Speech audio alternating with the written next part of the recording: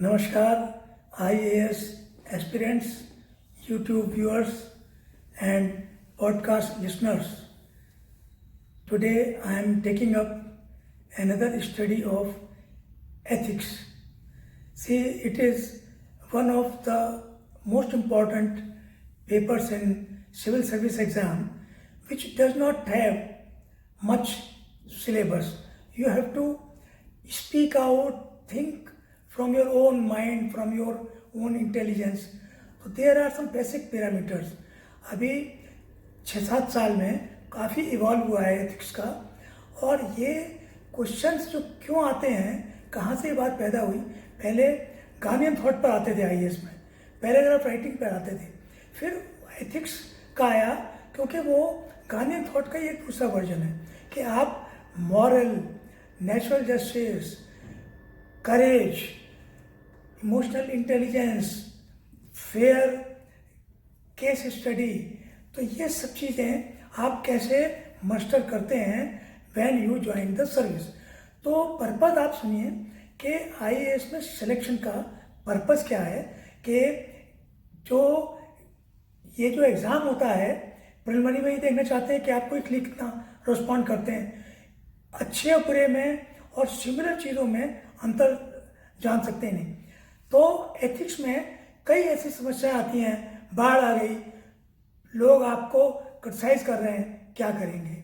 आप फंस गए हैं किसी केस में अपने परिवार के किसी के गलत कार्य द्वारा, आपके पॉलिटिकल प्रेशर पड़ रहा है आप पर, आपको कुछ ऐसी चीज़ें धमकी दी जा रही हैं, एक टेररिस्ट ऑपरेशन है. ये सारी चीज़ों में ऐसे वक्त में आप एक तो अपना जो इमोशनल इंटेलिजेंस कैसे दिखाएंगे, आप इंटीग्रिटी कैसे दिखाएंगे, आप जो लॉजिक कैसे ढूंढेंगे उसमें आप. तो ये चीज़ें जो सब्जेक्ट बना है वो किस बेस बना है. एक इसमें साइकोलॉजी शामिल है, फिलोसफी शामिल है, उसमें जो फिलोसफिकल थॉट्स हैं उनको बेस मान कर रखा गया. तो 2 पार्ट में पेपर होता है. 130 पार्ट्स का जो सेक्शन ए है उसमें 10-10 मार्क्स से क्वेश्चन होते हैं. वो कुछ बेसिक डेफिनेशंस, थ्योरी इससे रिलेटेड होते हैं. और एक जो सेक्शन 2 होता है, सेक्शन बी, उसमें लगभग करीब 8 क्वेश्चन होते हैं. ये जनरली 8 या 6 क्वेश्चन, तो 6 क्वेश्चन हैं और 20 पॉइंट के हैं, तो 120 पॉइंट्स का ये हो गया और 130 पॉइंट्स का जो थ्योरी का हो गया.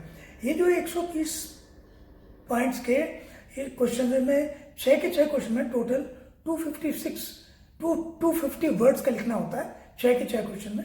तो आपने एक इसको पूरा एक स्ट्रक्चर बनाना है कि क्या इसमें इश्यूज हैं, क्या इसके ऑल्टरनेटिव सॉल्यूशंस हैं, क्या शॉर्ट टर्म है, क्या लॉन्ग टर्म सॉल्यूशंस है और क्या कंक्लूजन है.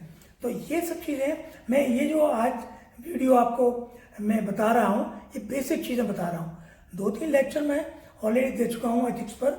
कुछ मैं आगे वाले वीडियोस में कुछ जो प्रॉब्लम आ चुकी हैं 2014 से लेकर लास्ट ईयर तक 2019 तक, उसके कुछ क्वेश्चंस एक एक करके मैं डिस्कस करूँगा क्योंकि अच्छा रिस्पॉन्स आ रहा है आप लोगों का.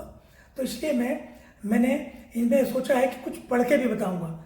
लेकिन इस वीडियो में मैं कुछ अपने पर्सनल एक्सपीरियंस को और अपने साथियों के जो एसडीएम भी रह चुके हैं, डीएम भी रह चुके हैं और हायर पोजीशन में भी जा चुके हैं, जैसे police, senior police officer, investigation के इंचार्ज, इवन एनफोर्समेंट डायरेक्टरेट में भी जब ये इन्वेस्टिगेट करते हैं तो क्या लेवल होता है, क्या करना चाहिए, क्या नहीं करना चाहिए, किस तरह से देखना चाहिए सेंसिटिविटी के कहीं विक्टिम को के स्वाभिमान पर तो चोट नहीं आ रही है, विक्टिम का कोई आइडेंटिफिकेशन तो नहीं हो रहा है अननेसेसरीली, कुछ वायलेशन तो नहीं हो रहा है, क्या लीगल इश्यूज हैं.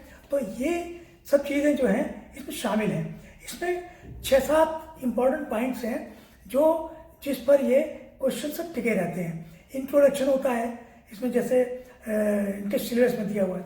एक है एटीट्यूड, एक है एप्टीट्यूड. एटीट्यूड मतलब आपका तरीका, हैबिट्स और एक तरीके से सॉल्यूशन निकालने की शक्ति जो लर्न किया सकती। एक होता है जन्मजात, वो होता है एप्टीट्यूड, कि पता लगा आपको कि नफरत है किसी चीज़ों से, तो वो ये देखना चाहते हैं इन मेंस के द्वारा भी, इंटरव्यू के द्वारा भी, कि कहीं ऐसा नहीं है जो माइनॉरिटी कम्युनिटी है या शेड्यूल्ड कास्ट कम्युनिटी है या जो गरीब लोग हैं उनके लिए आपकी भावनाएं बहुत अच्छी ना हो, तो आपके अंदर से निकलवाना चाहते हैं। और कई चीज़ें क्या है, इमोशनल इंटेलिजेंस, के वक्त पर आप अपने आप को कैसे संभालेंगे, कैसे अपने आप को कंट्रोल करेंगे और अपने आप को रिफ्लेक्ट करेंगे। दूसरा, दूसरों को जो मुसीबत में है कैसे उन्हें समझाएंगे, जो गलत काम कर चुके हैं उनको कैसे कन्फेस कराएंगे। तो ये भी प्रॉब्लम। इसके अलावा जो पांचवी और छठी क्वालिटी है वो एथिक्स से रिलेटेड है। एथिक्स से रिलेटेड है एक तो फिलोसफी ऑफ एथिक्स, एथिक्स क्या है, नैतिकता क्या है।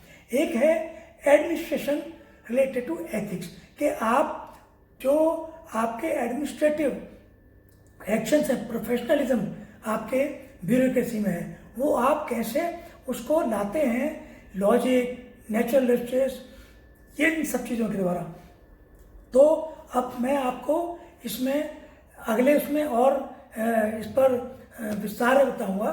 अभी क्या है कि जैसे एक क्वेश्चन आया है थ्योरी में कि क्या ऑफिशियल सीक्रेट एक्ट्स जो 1925 का करीब है वो क्या रेस्ट्रिक्ट करता है राइट टू इंफॉर्मेशन एक्ट 2005 को।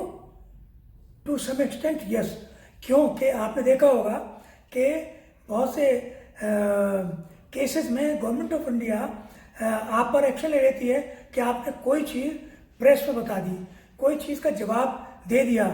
तो ये ऐसी चीज़ें हैं कि एक ऑफिशियल सीक्रेट एक्ट में आप बहुत सी चीज़ें हैं जो आपको आपके नोटिस में लाई गई हैं, you can not reveal unless you are deposing your self before high court और सुप्रीम कोर्ट। तो ऑफिशियल सीक्रेट एक्ट के में बचाव का भी तरीका हो जाता है कि सब ये मैं क्वेश्चन ये आपको बता नहीं सकता क्या स्कीम आने वाली है, क्योंकि ऑफिशियल सीक्रेट एक्ट है, उसका बहाना लेकर आपने जो आप आराम से चीज़ बता सकते हैं राइट टू इन्फॉर्मेशन एक्ट में वो भी छुपा लेते हैं। एक वक्त ऐसा था कि राइट टू इन्फॉर्मेशन एक्ट में जो नोटिव पोर्शन था बोले that is our internal thing, लेकिन जो इंफॉर्मेशन कमिश्नर थे उन्होंने ये होल्ड किया कि नो, जो नोटिंग पार्ट है फाइल्स में, ऑफिसेस की इंटरनल फाइल्स में जो नोटिंग है, आपस की जो नोटिंग है, that is also to be part of RTI। ये सुप्रीम कोर्ट ने भी कहा और बहुत बात तक इस पर झगड़ा चलता रहा। ब्यूरोक्रेट्स डिडंट वांट कि दिस शुड बी रिवील्ड। तो अब लेकिन अब जो भी आप नोटिंग लिख रहे हैं तो आप अपने बॉस को लिख रहे हैं, कुछ बता रहे हैं इंटरनल चीज कि सर ये हमें बताना नहीं चाहिए क्योंकि इससे ये प्रॉब्लम हो जाएगी, ये चीज़ हमें अभी इसको सीक्रेट रखना चाहिए। ये भी सब चीज़ें अब RTI में पता लग जाएंगी कि अपने बॉस को आपने ये बताया था कि आप लीगल एक्ट हैं वो भी ना लें। तो ये बड़ी चीज़ें मैं बताना चाहता हूँ। फिर आपको ये देखना है कि जो देखिए ये जो एथिक्स की प्रॉब्लम है या प्रॉब्लम सॉल्विंग है, ये केस स्टडी जो मैंने बताया 6 क्वेश्चंस ये मेंस में भी आते हैं और यही क्वेश्चंस आपको इंटरव्यू में पूछते हैं। इंटरव्यू में आप can be articulate, can be practical, आप बता सकते हैं सर सही बात तो यह है कि इसमें ये प्रॉब्लम है, ट्रांसफर की पोस्टिंग की दर से कभी कभी ATM जो है काम नहीं लेते। लेकिन जब आप मेंस का एग्जामिनेशन दे रहे हैं you have to be literally theoretical. कारण क्या है कि वो जांचने वाले कौन है, वो ब्यूरोक्रेट जनरली नहीं है, वो एकेडमिशियंस हैं। उनको थ्योरी और जो प्रिवेलिंग जो उसके नियम हैं और उसके आंसर के बेस पर वो आपको मार्क्स देते हैं। तो बंधुओं ये मैं अभी आपको जैसे एक एग्जांपल है कि जैसे एक डेवलपमेंट अथॉरिटी में when I was working as director, joint director, तो आई कम अक्रॉस के कुछ करप्शन केसेस हैं कि जो एग्जीक्यूटिव इंजीनियर्स हैं सिविल उसमें, उनके बेटे, उनके रिश्तेदार वो कॉन्ट्रैक्टर हैं, वो कॉन्ट्रैक्ट उन्हीं को जाते हैं। करप्शन के मामले बढ़ रहे हैं, मीडिया में भी आए, सब जगह आए। तो हमने जो है इंटरनल मीटिंग की विजिलेंस के साथ। I was looking the HR person. तो हमने मीटिंग की कि इसमें क्या होना चाहिए।